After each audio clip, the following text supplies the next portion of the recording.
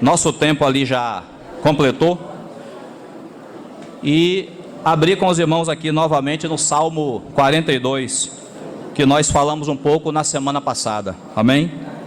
Salmo 42, Salmo dos filhos de Corá.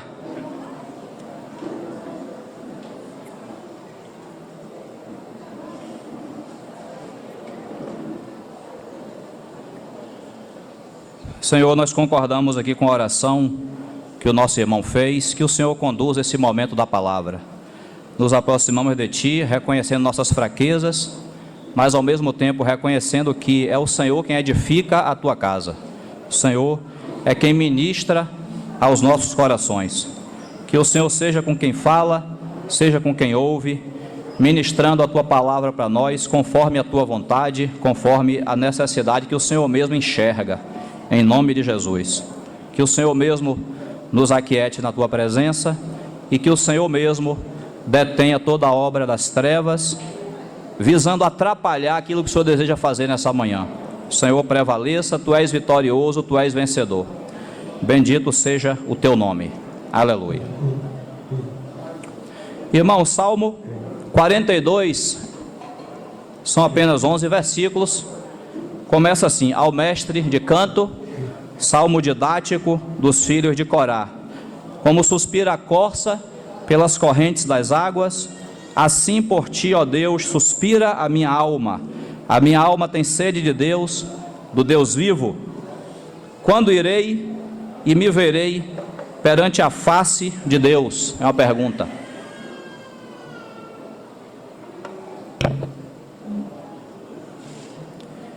As minhas lágrimas têm sido o meu alimento dia e noite, enquanto me dizem continuamente: o Teu Deus onde está?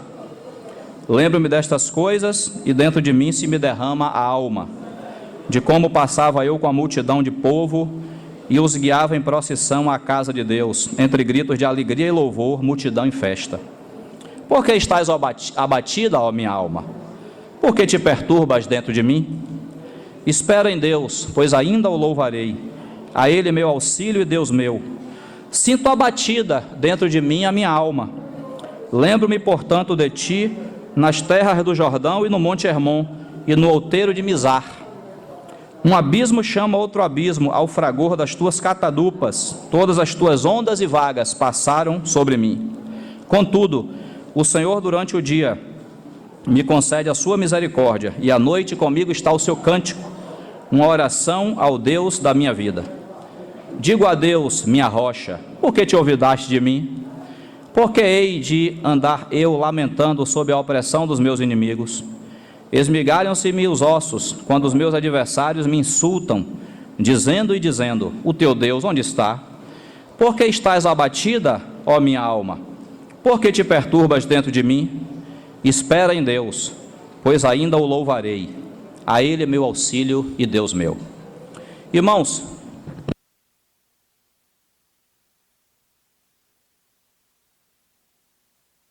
aliás, dá para falar sem microfone. Já entrou o microfone já. Amém.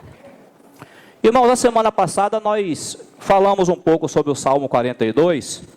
Não, por causa do tempo não dá para repetir tudo, mas está gravada a mensagem para aqueles que não ouviram. Irmãos, o Salmo 42, nós temos aqui uma alma triste, uma alma abatida, mas o Salmo 42 é a palavra de Deus. Então foi deixado aqui esse registro para nos ensinar sobre a alma e nos ensinar, nos ensinar sobre como nós devemos agir com a nossa alma. Os irmãos perceberam aqui na leitura de que a pessoa que está falando, ela tem, eu vou usar esse termo, ela tem uma independência em relação à sua alma, está vendo? Ela está conversando com a sua alma, com a própria alma dela, como se fosse uma segunda pessoa, não é assim? Porque ele fala assim, ó: ô minha alma, por que você está abatida?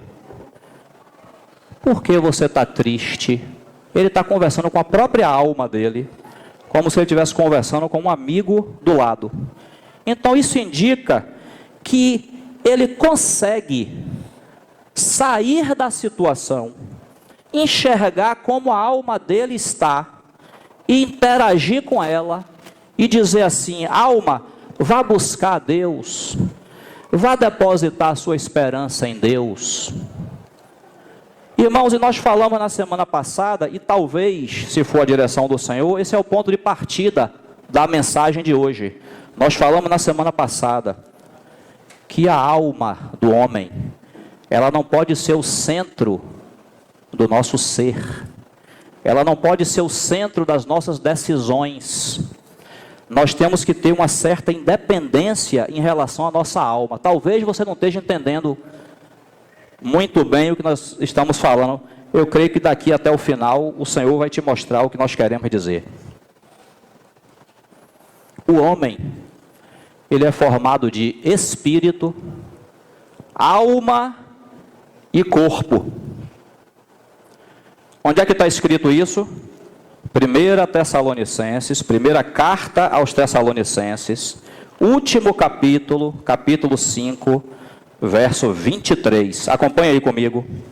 Ó, a Bíblia não escreveria dessa forma se não fosse verdade.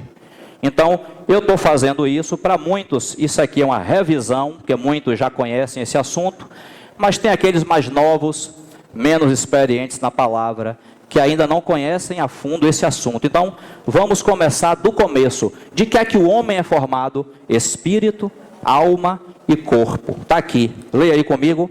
O mesmo Deus da paz vos santifique em tudo. O que é em tudo?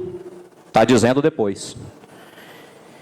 E o vosso espírito, alma e corpo sejam conservados íntegros e irrepreensíveis até a vinda, aliás, na vinda de nosso Senhor Jesus Cristo.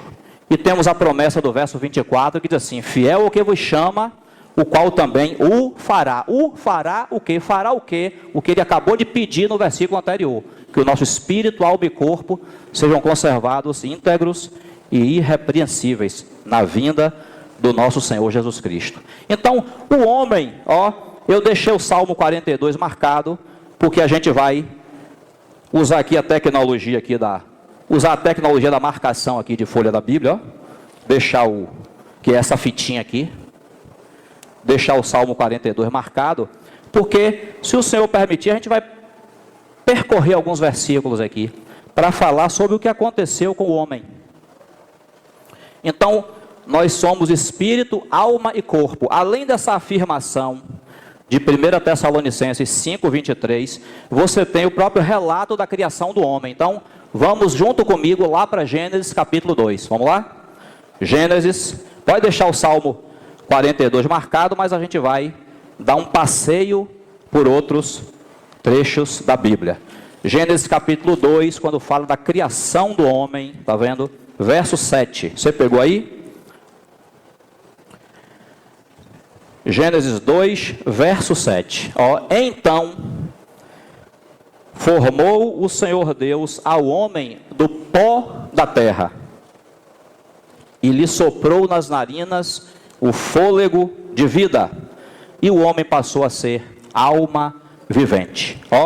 No mesmo versículo, espírito, alma e corpo. Só que a ordem do versículo está assim: o Senhor formou o homem do pó da terra. Qual foi a parte do homem que foi formado do pó da terra? O corpo, certo? Aí, nas narinas, o Senhor soprou o fôlego de vida para esse corpo que ainda não tinha vida. Qual é a parte que entrou pelas narinas do homem e deu vida a ele? Qual é? O espírito. Tá certo? E depois que acontece esse processo aí, a Bíblia diz que o homem passou a ser alma vivente. Irmãos, o que é a alma? A alma é você. A alma sou eu. Deus, ao nos criar, Ele nos criou como seres autônomos, seres únicos. Nós não somos, nesse sentido, iguais uns aos outros. Cada homem é cada homem, cada mulher é cada mulher. Por isso que o versículo termina dizendo que o homem passou a ser alma vivente. Você é uma alma e eu sou outra. A alma é a nossa personalidade. A alma é a nossa mente, a nossa vontade e a nossa emoção. É o que nós somos. É você ter certos comportamentos, é você gostar de certas coisas e de outras não, é você ter preferências, tudo isso é a sua alma. Se Deus não tivesse nos criado como almas, nós seríamos robôs, porque nós só teríamos espírito e corpo. Então, o espírito é a parte do homem. Lembra de João, capítulo 4, quando Jesus está conversando com a mulher samaritana, e a mulher samaritana diz assim: vocês dizem que é em Jerusalém que se deve adorar, mas nós aprendemos que aqui nesse monte, o Monte Gerizim, que a gente tem que adorar. Onde é afinal? Aí Jesus responde a ela o que ela precisava ouvir. Jesus diz assim: Deus é espírito. Está vendo? Deus é espírito. Deus é um espírito. Deus é espírito, e importa que os seus adoradores o adorem em espírito e em verdade. E aí diz assim, ó: vem a hora, e já chegou, em que os verdadeiros adoradores adorarão ao Pai em espírito e em verdade. Está vendo? Como é que eu adoro a Deus? Alguns trechos da Bíblia dizem que alguém se prostrou e adorou, mas eu quero dizer a você, e você sabe disso, o corpo só seguiu a orientação do espírito, o corpo só se dobrou, mas a adoração começou no espírito. O espírito é a parte do homem que contacta Deus. O espírito Deus nos deu para a gente contactar Deus, porque Deus é espírito. Quando nós adoramos, é porque o nosso ser se curvou diante desse Deus maravilhoso. Aí vai espírito, alma, tudo junto, corpo prostrado diante dele. Aí, irmãos, Deus criou o homem perfeito. Os irmãos lembraram disso aqui no Partir do Pão. Deus criou o homem perfeito, mas a queda do homem, o pecado do homem mexeu no ser do homem, não é assim? Era para funcionar tudo direitinho. O espírito contactando Deus é a parte mais interior do homem, onde nós recebemos a vida de Deus. A alma sou eu, é o que eu penso, é o que eu quero, é o que eu desejo, é o que eu sinto. Essa alma, por causa da vida de Deus, ela funcionaria direitinho de acordo com a vontade de Deus. E o corpo seguia os outros dois anteriores. O corpo ia existir para a glória de Deus. A gente foi criado para a glória de Deus. A gente não foi criado para ser advogado, engenheiro, médico. Isso tudo é quebra-galho aqui da terra. Nós fomos criados para glorificar o nome do Senhor. Apocalipse, naquela oração, Apocalipse capítulo 4, o Espírito diz assim: todas as coisas por tua vontade vieram a existir. Nós só fomos criados porque Deus quis que nós fôssemos criados, e não foi para nós mesmos não. Marcelo leu aqui o versículo, eu estou adiantando aqui um pouco a pregação. Marcelo leu aqui o versículo: ele morreu por todos, para que os que agora vivem não vivam mais para si mesmos. O Evangelho trouxe a gente de volta para esse propósito de Deus, que é a gente não viver mais para nós, viver para Ele. Mas aqui em Gênesis, voltando ao assunto, o que foi que aconteceu? Tudo era para funcionar muito bem, mas o pecado entrou para bagunçar o ser do homem. Vamos ler? Aqui ainda, no capítulo 2...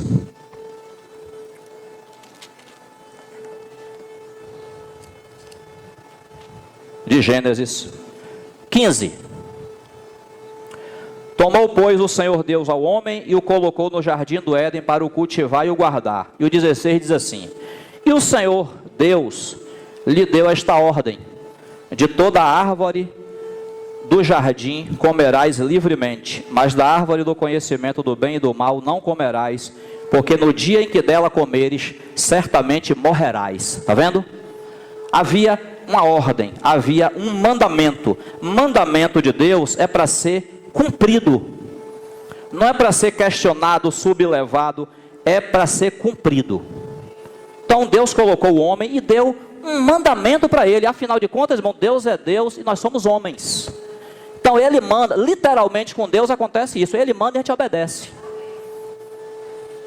Por que é necessário falar essas coisas? Porque o homem está querendo inverter as coisas. Está querendo começar a mandar em Deus. Está querendo adaptar Deus às suas necessidades. Então, Deus manda e o homem obedece. Deus é Deus no céu e nós somos homens aqui na terra. Então ele é maior do que nós. Amém? Tinha essa ordem aqui, irmão. Ordem inequívoca, ordem clara. E a função do homem aqui era só obedecer. Acabou. Não é para comer, Adão. Tem 1 milhão de árvores no jardim do Éden. Coma de todas. Agora, a milionésima, não coma não, que eu proibi você de comer. Pronto. Não coma. E o Senhor ainda disse, o Senhor não tinha obrigação de dizer não, viu? Mas o Senhor ainda disse, porque se você comer, Adão, você morre. Aí vem o capítulo 3. Vamos ler? 3:1. Mas a serpente, mais sagaz que todos os animais selváticos que o Senhor Deus tinha feito, disse à mulher. Olha lá vem a dúvida. É assim que Deus disse: não comereis de toda a árvore do jardim? Respondeu-lhe a mulher: do fruto das árvores do jardim podemos comer, mas do fruto da árvore que está no meio do jardim, disse Deus: dele não comereis, nem tocareis nele, para que não morrais. Então a serpente disse à mulher: é certo que não morrereis. Irmãos, observe. Olha que absurdo, irmãos. O inimigo teve a audácia de dizer que Deus estava mentindo. Está vendo? Porque Deus disse assim: no dia em que dela comeres, certamente morrerás. O inimigo falou assim: é certo que vocês não vão morrer. Deus é mentiroso, Deus mentiu para vocês. Esse foi o falar da serpente. Prosseguindo.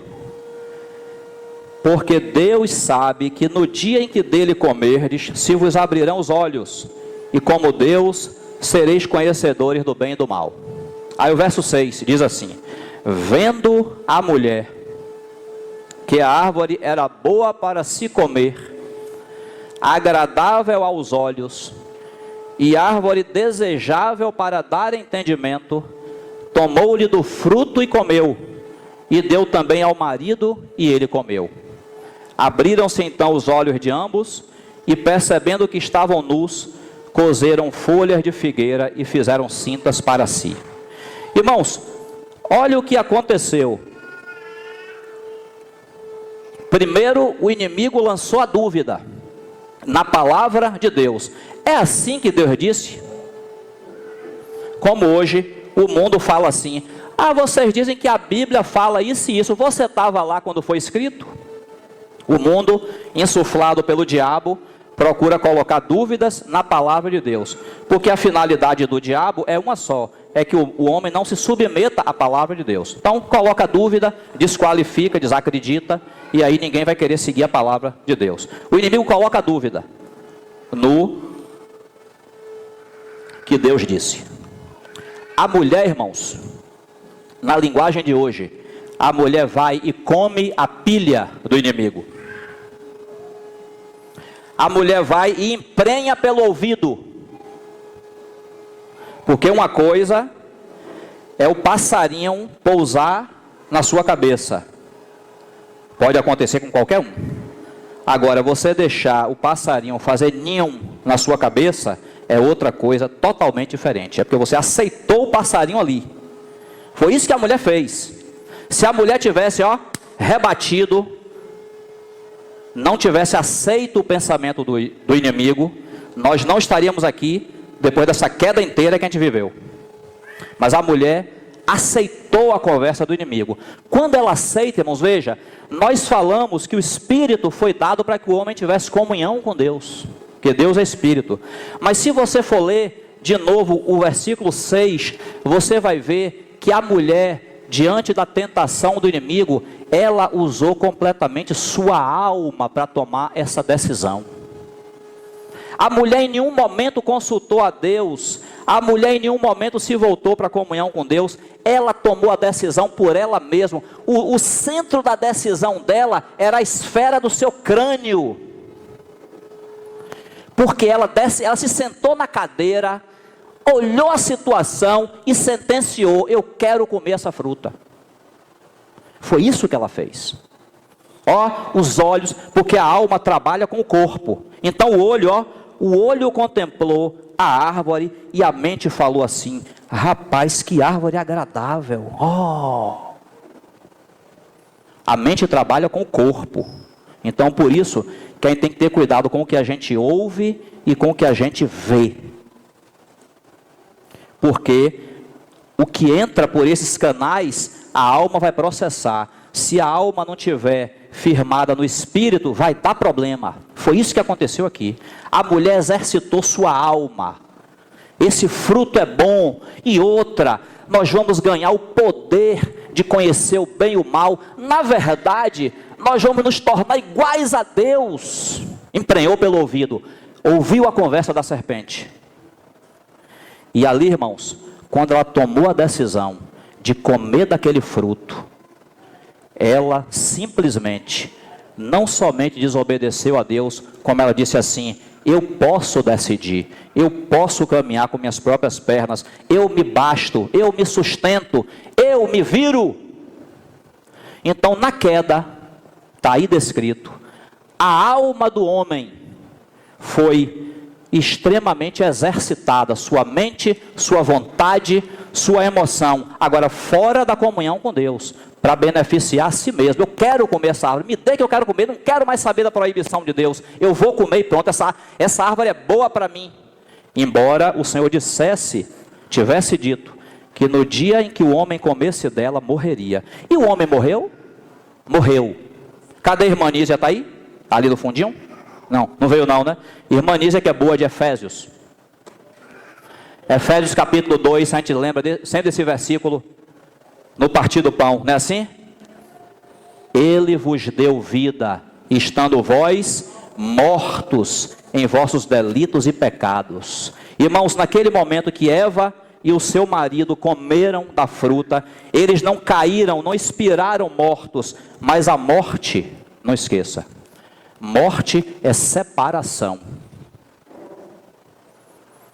Então o espírito do homem naquele momento apagou, morreu. O homem parou de ter comunhão com Deus por causa do seu pecado. Ele morreu sim. Só que não é a morte que a gente está acostumado a ver, de ir para o enterro, botar a pessoa no caixão, enterrar. Não, morreu porque a partir daquele momento a comunhão com Deus estava barrada, porque o homem pecou. No dia, Adão, em que vocês comerem desse fruto, vocês morrerão, e morreram mesmo. Aí sabe o que aconteceu? Avance um pouquinho comigo aí para o capítulo 6. Aí mesmo de Gênesis. Verso 3. Gênesis 6, 3. Então disse o Senhor: o meu espírito não agirá para sempre no homem, pois este é carnal, e os seus dias serão 120 anos. O Senhor, quando viu a situação que o homem caiu, ele pronunciou isso aqui: o homem é carnal. O que é o homem carnal? O espírito morreu no dia em que o homem pecou. O espírito apagou. Está aí, mas está morto. As pessoas aí fora, o espírito delas está morto, está apagado, não tem nenhuma comunhão com Deus, porque o espírito está morto, está apagado. Nós só temos o nosso espírito vivificado pela regeneração. Quando nós nascemos de novo, nos convertemos, aí o espírito acende. Glória a Deus. Então, irmãos, esse homem que caiu, conforme a Bíblia diz, ele está agora com o espírito morto, não tem comunhão com Deus no espírito. Aí o que é que sobra? A Bíblia está dizendo que ele é carnal. Carnal por quê? Porque agora, carnal é a alma se tornou a senhora do homem. Quem manda são os sentimentos, quem manda é a vontade, quem manda são os pensamentos. Não é à toa que Efésios 2, 1 não, os versículos seguintes dizem que nós fazíamos a vontade da carne e dos pensamentos. Antes de Cristo, o que a gente pensava de ruim, a gente queria fazer. Porque os pensamentos, a alma, se tornou a rainha do ser do homem. Então o homem passou a ser carnal. Por quê? Porque agora os desejos do corpo, juntamente com as maquinações da sua alma, agora ele vive para ele próprio, para satisfazer essas coisas. Esse é o quadro do homem depois do pecado.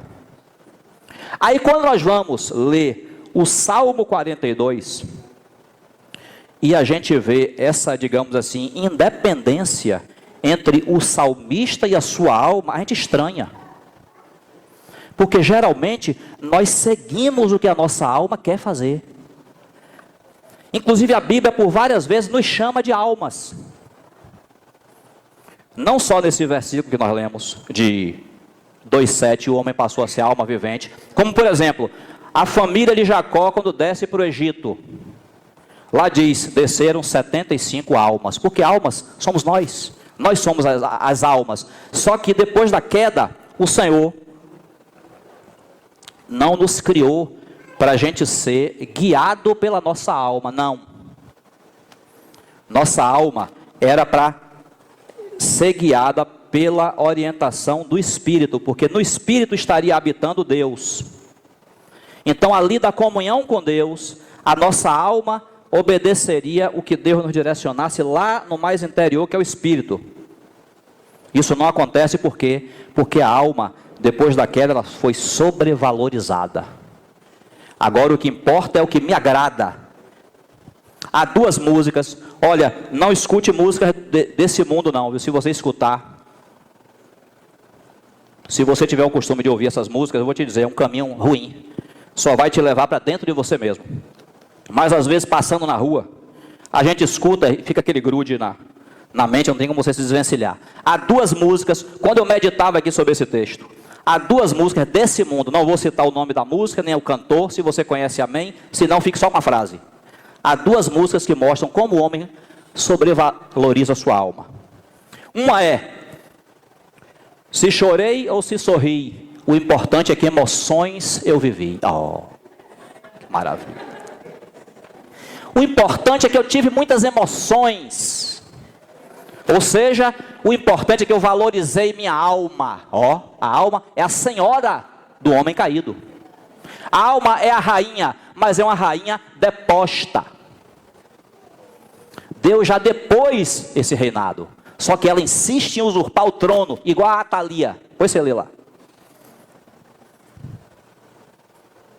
A segunda música é pior ainda. É pior ainda. E o que mais importa é manter essa chama até quando eu não mais puder. E a mim não me importa, nem mesmo se Deus não quiser. Que bonitinho cantar isso, né? Que lindo dizer essa frase. Eu estou pouco me lixando para o que Deus importa. Importa o que eu quero. É assim que o mundo vive, porque a alma se tornou o centro das decisões, o centro do ser do homem. O espírito está morto. E o crente vai viver assim também, nessa bagunça, debaixo desse reinado da alma? Não precisa. Está aqui o Salmo 42. Ó, eu vou ler outros versículos, mas já da leitura do Salmo 42, você vê o salmista diz assim: ô alma, eu sei que você está triste, eu sei. Está vendo? Ele não diz assim, eu estou triste, eu estou acabado de tristeza. Não, minha alma está triste. Mas, ó alma, espere em Deus. Um dia você ainda vai voltar a louvá-lo. Ó, tem uma separação. Você percebeu? Tem uma separação entre ele e a alma dele. Ele não se entrega ao sentimento da alma. A alma está triste, mas ele está sóbrio. Ó, como é diferente. A alma está, sinto abatida dentro de mim a minha alma. É verdade, a alma sou eu. Acontecem coisas que me entristecem. Mas isso não pode dominar o meu ser. Eu não vivo debaixo dos ditames da alma. É isso que a Bíblia está dizendo. Então, irmãos, o que é que acontece na vida cristã? Quando Cristo vem para trazer o homem de volta para o seu propósito. Quando Cristo vem para trazer o homem para o plano original de Deus, que é antes da queda, que é antes da fundação do mundo. Foi o que Cristo fez? Leia comigo, Tito, capítulo 3.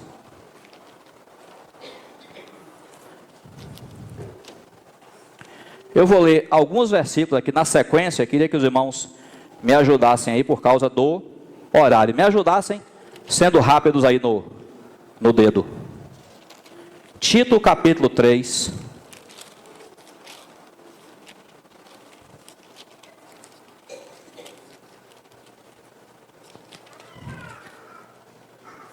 Verso 3. Pois nós também, outrora, éramos nécios, desobedientes, desgarrados, escravos de toda sorte de paixões e prazeres, vivendo em malícia e inveja, odiosos e odiando-nos uns aos outros. Essa é a nossa condição antes de Cristo, não é assim? Prosseguindo. Quando, porém, se manifestou a benignidade de Deus, nosso Salvador, e o seu amor para com todos, não por obras de justiça praticadas por nós, mas segundo sua misericórdia, ele nos salvou, mediante o lavar regenerador e renovador do Espírito Santo, que ele derramou sobre nós ricamente por meio de Jesus Cristo, nosso Salvador, a fim de que, justificados por graça, nos tornemos seus herdeiros, segundo a esperança da vida eterna. Irmãos, esse texto lindo aqui aconteceu no momento em que nós nos convertemos, que a gente nasceu de novo. Você nasceu de novo.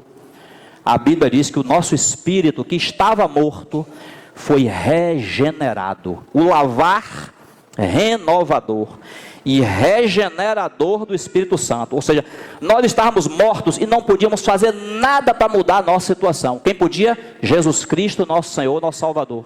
Ele veio, quando você ouviu o Evangelho, que Ele próprio abriu os seus olhos, aí você falou assim, eu estou até com medo de não ficar firme, de não ser um crente muito bom, mas ó Jesus, eu quero, aleluia. Quando você falou assim, eu quero, você deu permissão a Deus para entrar no seu ser e arrumar essa bagunça.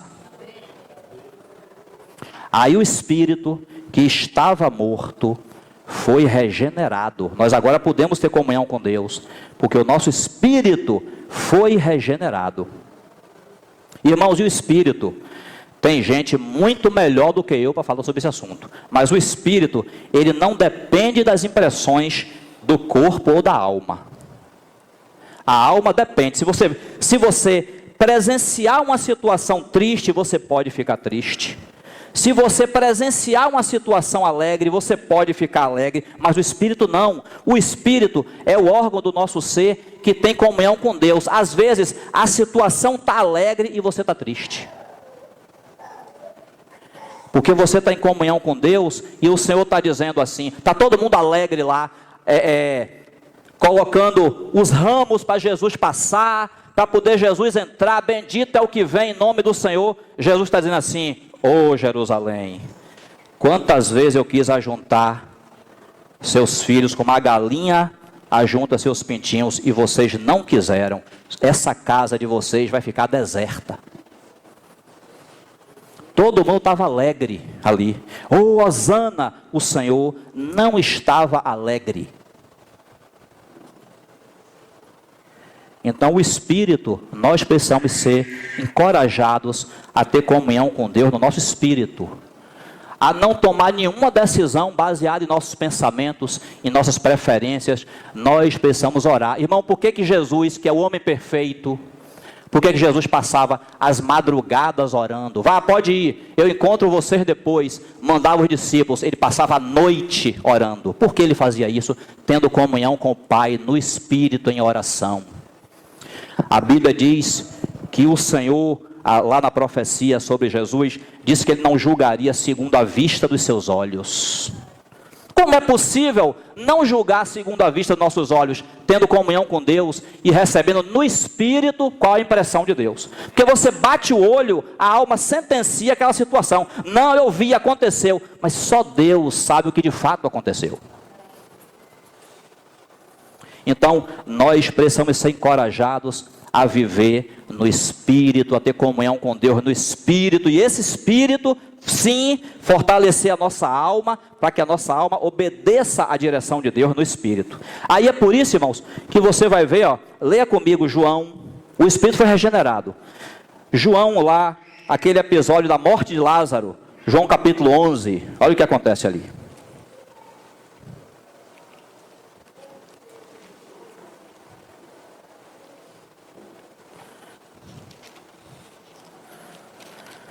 João capítulo 11,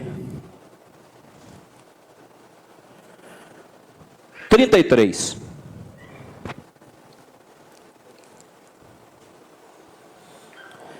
Jesus, vendo-a chorar, e bem assim os judeus que a acompanhavam, agitou-se aonde? No Espírito. Está vendo? Agitou-se no Espírito e comoveu-se. Se fosse eu e você, se esse versículo aqui fosse escrito a respeito da gente, provavelmente não teria esse trecho no Espírito. Ia dizer assim: Luciano, vendo Maria chorar, comoveu-se. Mostrando que a minha comoção foi influenciada pelo choro de Maria. Mas o Senhor, o homem perfeito, aquele que veio trazer o homem de volta para o propósito original de Deus, para poder ele se comover, tinha que passar pelo Espírito antes, porque ele tinha comunhão com Deus. Se fosse para ele se comover, ele se comoveria. Se não fosse, ele se mantinha íntegro, na paz, porque tudo dele vinha da direção que ele tinha de Deus no seu Espírito. Esse é o padrão para nós. Por que que Paulo, vamos ler? Atos capítulo 17, Paulo lá no Areópago, verso 16, Atos 17, 16, olha o que fala aqui no livro de Atos. Enquanto Paulo os esperava em Atenas, o seu espírito se revoltava em face da idolatria dominante na cidade. Olhe qual é a parte do ser de Paulo que está se revoltando. É o seu espírito. Por quê? Porque no espírito, Paulo estava tendo comunhão com Deus. E diante daquela situação de idolatria que reinava naquela cidade, ele ficou revoltado. Está vendo? Talvez até, não está escrito, a gente pode imaginar, talvez até a alma de Paulo não tivesse tão insatisfeita. Talvez Atenas fosse um lugar bonito, talvez a cidade fosse aprazível, e ele tivesse olhando, oh, que lugar bonito e tal, aquela coisa, tipo a mulher, né? A mulher lá em Gênesis 3, essa árvore é boa para dar entendimento, mas o espírito de Paulo, que percebia a situação, amém? Ah, tá. Fale. É um Fiat Argo PLD. Fiat Argo PLD 1812. 1812. Está aqui. Na garagem, na outra rua aqui do lado. Na garagem, está atrapalhando alguém lá. Olha, mas é um Fiat Argo o nome? Isso. PLD 1812. 1812. Se for de alguém aqui, por favor, vá lá, remover o carro. Amém? Voltando, irmãos. O espírito de Paulo, que vivia em comunhão com Deus, é que se revoltou naquela hora diante da idolatria. Irmãos, nossa alma, depois de anos de ser mal acostumada, ela não tem condição de processar as coisas de Deus. É por isso que nós precisamos da obra da cruz, nós precisamos da palavra de Deus, para irem trazendo a nossa alma para o padrão correto, a nossa mente, a nossa vontade, a nossa emoção. Veja, às vezes você não quer vir para a reunião. A alma diz assim, não estou afim de ir para a reunião hoje. Quem é que diz isso? É a alma, irmãos. É a alma. Ou então você chega aqui na reunião e diz assim, não vou fazer nada, vou ficar calado hoje aqui. Não oro, não canto, não me levanto. Quem é que diz isso? A alma, irmãos, a alma. A alma que ainda está no processo de ser transformada. Lembra que Jesus falou? Olha, a gente precisa prestar atenção nessas coisas. Jesus vai orar, quando volta, encontra os discípulos dormindo. Foi o que Jesus falou. Vamos olhar o rosto. Realmente vocês estão cansados mesmo. Tira aí um cochilo, depois a gente ora. Falou assim? Vigiai e orai, para que não entreis em tentação. O espírito, na verdade, está pronto, mas a carne é fraca. Foi isso que Jesus falou. Jesus falou assim, eu entendo vocês, vamos olhar o rosto ali para ver se... Não. Se volte para seu espírito. Se volte para seu espírito. No seu espírito tem graça, tem poder suficientes para você passar a noite toda aqui comigo orando.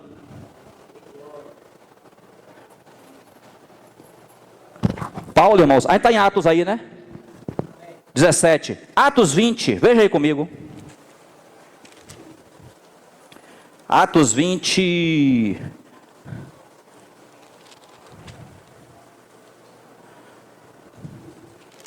Só falta o versículo, né?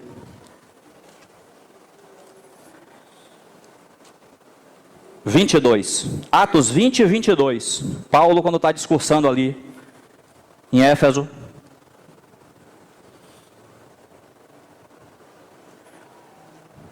Em Éfeso, em Mileto. De Mileto mandou a Éfeso, Ele está em Mileto. 20 e 22. E agora, constrangido em meu espírito, vou para Jerusalém, não sabendo o que ali me acontecerá. Irmãos, quando Paulo diz isso, ele está dizendo para nós que ele tomou aquela decisão ali de ir para Jerusalém, no espírito dele, na comunhão dele com Deus. Não foi ele não pensou assim, os irmãos de Jerusalém devem estar precisando de mim. Não foi isso aqui, não é a alma que decide. Ele na comunhão com Deus, no espírito, ele sentiu o constrangimento, vá para Jerusalém, que lá eu tenho uma obra para poder fazer através de você. É no espírito, nossa comunhão, por isso que a gente tem que ser incentivado a orar e a ter comunhão com Deus no nosso espírito. Senhor, o que é que eu vou fazer aqui, Senhor? A alma às vezes já tem a direção. Por que Jesus falou assim? A ceifa é grande, a seara é grande, e poucos são os trabalhadores. Aí ele fala assim, rogai, pois, ao Senhor da seara, que mande trabalhadores para a sua seara. O que é que Jesus estava dizendo para a gente? Ele estava dizendo assim, não vá fazer a tarefa porque você acha que está precisando, não. Vá ter comunhão com Deus para Ele direcionar o que é que vai fazer. Se é você que vai fazer, se você vai dar dinheiro para o outro fazer, ou se vão vocês dois juntos, mas tenha comunhão com Deus. Rogue ao Senhor da seara, Ele que sabe a necessidade da seara, não você. O Senhor está nos estimulando a ter comunhão com Ele, ouvir a voz dEle e não tomar decisões de conta própria, por conta própria. Porque eu acho que aqui está precisando, aí vai e faz. Isso é a alma no trono, a alma ditando o que a gente tem que fazer. Deus já depôs a alma. Ela é uma rainha deposta. Toda vez que a gente segue nossos sentimentos, nossos pensamentos, geralmente está errado. Temos que seguir a direção de Deus no nosso espírito. Aí na semana passada nós citamos aquela oração de Paulo em Efésios 3. Para que sejais fortalecidos com poder mediante o seu espírito no homem interior. O espírito que nós habita nos fortalece, aí a nossa alma segue a direção do espírito. Aí está certo, aí vai dar tudo certo. Porque começou lá no mais interior, no falar de Deus, no nosso espírito. Às vezes, irmãos, você está ouvindo uma pregação. E a pregação, em termos de estrutura, de Bíblia, está toda certinha, toda bonitinha. Mas alguma coisa lá dentro diz assim, tem comprometimento. Tem alguma coisa errada. O que pode ser isso? Atente ao que pode ser o falar de Deus no seu espírito. O falar de Deus no espírito não depende de você olhar e ver alguma coisa errada, não. Deus já se antecipa e já fala antes com você. Às vezes você está vendo tudo bonitinho, tudo está tudo lindo aqui, tudo certinho, e o Senhor está dizendo, não vá, que eu não aprovo. Não vá porque eu não dei autorização. Precisamos ser treinados a exercitar nossa comunhão com Deus no espírito e não nossos sentimentos, nossa alma. Aí, irmãos, vamos lá. Capítulo 8 de Deuteronômio. Se a alma é assim, o que é que Deus faz para poder então curar essa alma? Capítulo 8 de Deuteronômio.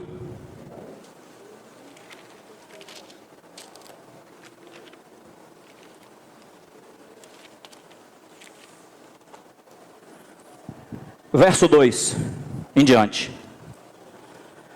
Recordar-te-ás de todo o caminho pelo qual o Senhor teu Deus te guiou no deserto estes 40 anos, para te humilhar. Ó, Deus quer nos humilhar. Uai, e é. Para te humilhar, para te provar, para saber o que estava no teu coração, se guardarias ou não os seus mandamentos. Ele te humilhou e te deixou ter fome, e te sustentou com o maná que tu não conhecias, nem teus pais o conheciam, para te dar a entender que não só de pão viverá o homem, mas de tudo que procede da boca do Senhor viverá o homem. Nunca envelheceu a tua veste sobre ti, nem se inchou o teu pé nestes 40 anos. Sabe, pois, no teu coração, que como um homem disciplina a seu filho, assim te disciplina o Senhor teu Deus. Guarda os mandamentos do Senhor teu Deus, para andares nos seus caminhos e o temeres. 7. Guarda-te, não te esqueças do Senhor teu Deus, não cumprindo os seus mandamentos, e os seus juízos e os seus estatutos que hoje te ordeno, para não suceder que, depois de teres comido e estiveres farto, depois de haveres edificado boas casas e morado nelas, depois se multiplicarem os teus gados e os teus rebanhos, e se aumentar a tua prata e o teu ouro, e ser abundante tudo quanto tens, se eleve o teu coração, e te esqueças do Senhor teu Deus, que te tirou da terra do Egito, da casa da servidão, que te conduziu por aquele grande e terrível deserto de serpentes abrasadoras, de escorpiões e de secura, em que não havia água, e te fez sair água da pederneira, que no deserto te sustentou com maná, que teus pais não conheciam, para te humilhar e para te provar, e afinal te fazer bem. Ó, irmãos, Deus quer pegar essa alma que virou rainha, que virou o centro do nosso ser, o centro das nossas decisões, e quer humilhar ela, quer mostrar que ela tem que estar submissa, ela não é cabeça, ela tem que estar sujeita à direção de Deus no Espírito. Então Deus vai conduzir, trazendo isso para a vida cristã. Deus vai nos conduzir por diversas experiências, para que nós sejamos quebrados. Por que Jesus falou lá em Mateus 16, se alguém quiser vir após mim, a si mesmo se negue? Por que ele falou assim? Quem perder a sua vida nesse mundo, vai ganhar ela lá na vida eterna, lá do outro lado. Por que ele falou isso? Porque nós estamos acostumados a viver de acordo com a nossa alma, com a nossa vida natural, com a nossa personalidade. O Senhor está convidando a gente para a gente se negar. Negar a nós mesmos e nos submeter à direção dEle, para a gente ser quebrado e o Espírito então ter a primazia no nosso ser. Porque no Espírito está Deus habitando em nós e dEle vem a direção para toda a nossa vida. Aí não, por favor, não confunda com uma coisa, Salmo 36, versículo 9, esse versículo todo mundo conhece. Salmo 36, versículo 9. Nas experiências, irmãos, que o Senhor nos conduzir, para nos humilhar, para nos provar, Não sou eu que devo conduzir as experiências, nem o resultado delas. É Ele dá a experiência. Ele coordena o estudo dirigido. Por que eu estou falando isso? Salmo 36, 9. Pois em ti está o manancial da vida. Na tua luz, vemos a luz. Por favor, depois que você entrar em Cristo, depois que você se converte, não diga assim, agora eu vou me melhorar. Não, não existe isso. Eu era uma pessoa muito grossa, agora eu vou ser uma pessoa mais maleável, mais carinhosa. Não vá por esse caminho, porque não funciona. Isso aí é você tentando mudar você mesmo. O versículo que nós lemos assim, na tua luz, nós vemos a luz. Ou seja, o Senhor te revelou, lembra de Deuteronômio? A provação por onde o Senhor estava conduzindo Israel, ia mostrar o que estava no coração dele. Não está escrito isso lá? A gente não leu? Então, irmãos, quando o Senhor nos conduzir por experiências que revelar a feiura da nossa alma, a gente se humilha e diz assim, Senhor, eu sou isso mesmo, Senhor. Eu pensei mal do irmão mesmo, eu falei mal do irmão mesmo, eu inventei uma fofoca contra o irmão mesmo. Se humilha diante de Deus, se arrepende e pede para que Ele nos conserte, que Ele trabalhe na nossa alma, nos transformando. Não é a gente tentando se melhorar, não. Na tua luz, a luz de Deus brilhou, pronto, siga aquela luz que você recebeu. Agora, dependendo dEle, pedindo a Ele para te transformar, porque serão várias experiências. A alma não tem condição de mudar-se a si mesma. Quem nos transforma é o Espírito de Deus que em nós habita. Tá certo? Não vá nesse caminho das religiões aí fora, de tentar se modificar, não, você não consegue. Então, a primeira coisa é essa, como Deus trata com essa alma, nos conduzindo por várias experiências, é por isso que Pedro vai dizer, um versículo também bastante conhecido, 1 Pedro 1,9, obtendo o fim da vossa fé, a salvação das vossas almas. Uai, minha alma não está salva não? Não confunda salvação da alma com aquilo que nós lemos em Tito, a regeneração que foi operada no nosso espírito. Nós já estamos salvos, já temos o perdão de Deus, já temos a vida eterna. Isso é fato. Agora, o que é a salvação da alma? É isso que a gente está falando aqui o tempo todo. Essa alma cheia de maus costumes, essa rainha deposta, ela tem que sair do trono. Então, dia a dia, o Senhor vai nos conduzir por experiências para destronar a nossa alma. Para a gente não viver baseado nos nossos sentimentos, naquilo que a gente pensa, naquilo que a gente quer. Deixa o povo aí fora viver. Nós não. Essa é uma coisa que o Senhor faz para nos transformar, para salvar a nossa alma. A segunda, você vai ler comigo lá em Hebreus 4:12. A segunda coisa que Deus trabalha em nós é isso aqui, ó. Bem conhecido também esse versículo, né? Porque a palavra de Deus é viva e eficaz, e mais cortante do que qualquer espada de 2 gumes, e penetra até ao ponto de dividir alma e espírito. Tá vendo? Estava colado os dois, ó. Na queda colou. Você não sabe o que é alma, você não sabe o que é o espírito. Eu estou tendo um sentimento aqui, mas vem de Deus ou vem de minha alma? Está misturado. A palavra vai separar os dois. Essa separação você vê no salmo que nós lemos, Salmo 42, ó, ele está sóbrio, ele está firme, mas a alma está triste, eles estão separados.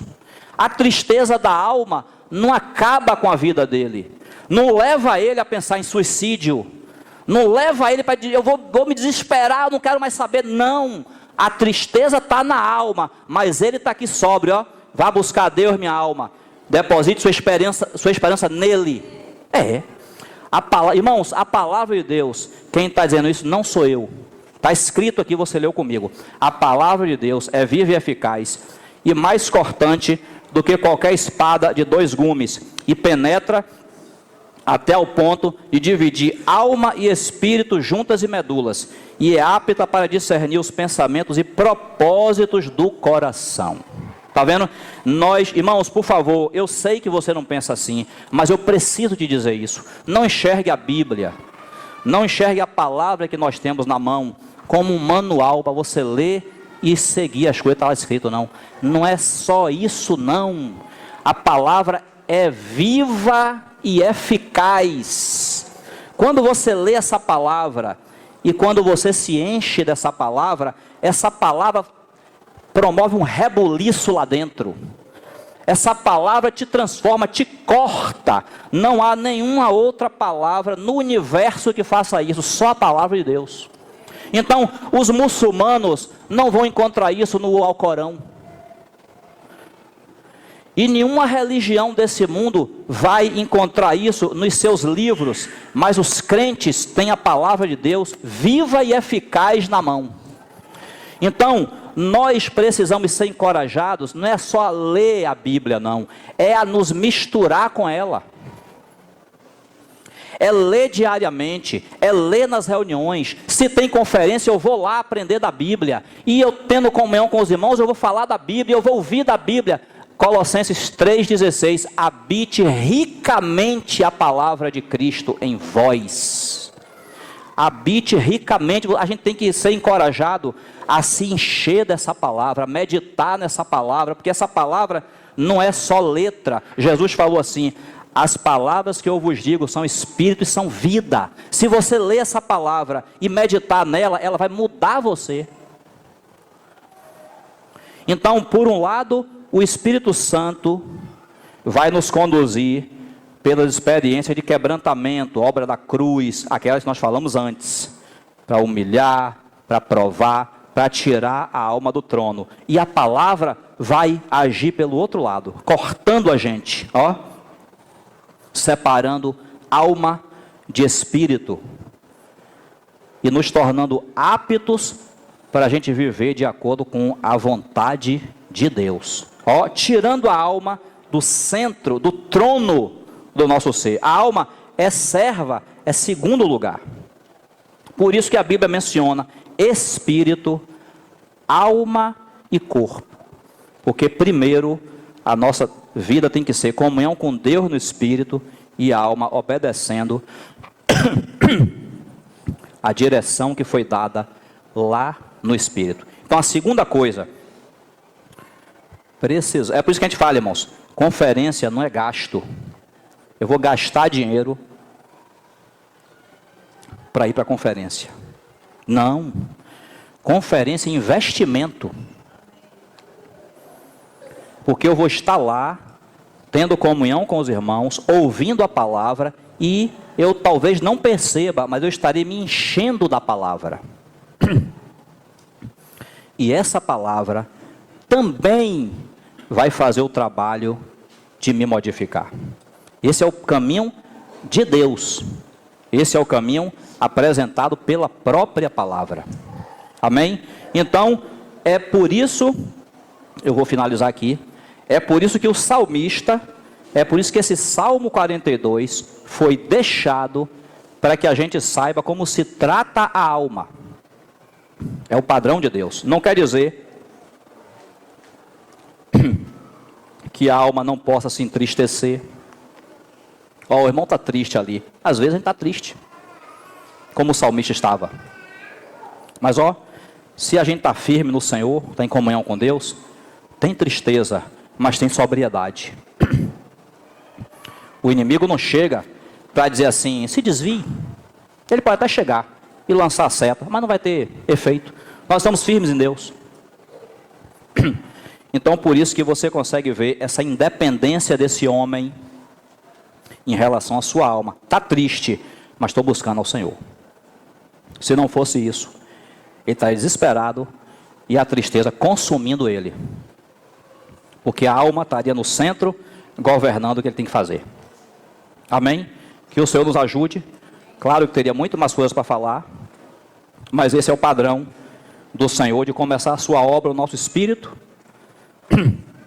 atingir nossa alma e por fim nosso corpo será transformado. Corpo glorioso. Amém? Que o Senhor nos abençoe em nome de Jesus.